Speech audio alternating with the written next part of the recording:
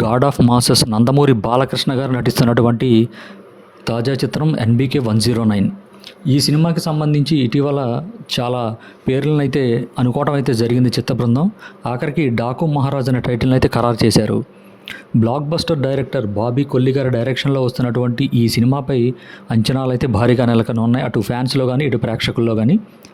ఈ సినిమాని సితారా ఎంటర్టైన్మెంట్స్ పతాకంపై నాగవంశీ గారు భారీ బడ్జెట్తో నిర్మిస్తున్నారు. ఈ మూవీ నుంచి ఇప్పటికే వచ్చినటువంటి పోస్టర్లు కానీ భారీ యాక్షన్ గ్లిమ్స్ కానీ బాలయ్య బాబు ఫ్యాన్స్కు ఫుల్ కిక్నైతే ఇవ్వడం అయితే జరిగింది.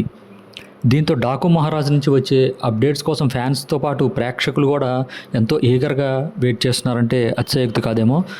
ఇక ఈ మూవీ వచ్చే ఏడాది సంక్రాంతి బరిలో దిగబోతోందండి. జనవరి 12వ తారీఖున ప్రపంచవ్యాప్తంగా రిలీజ్ చేయడానికి సన్నాహాలు చేస్తున్నారు. అయితే తాజాగా ఈ మూవీ రిలీజ్ డేట్ను కూడా ఫిక్స్ చేశారు.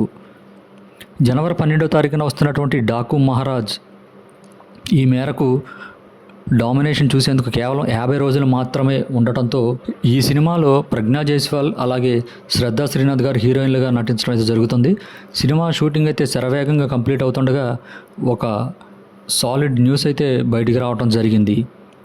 Daaku Maharaaj trailer and pre release ఈవెంట్పై ఇప్పుడు టాక్ అయితే గట్టిగా వినపడుతోంది.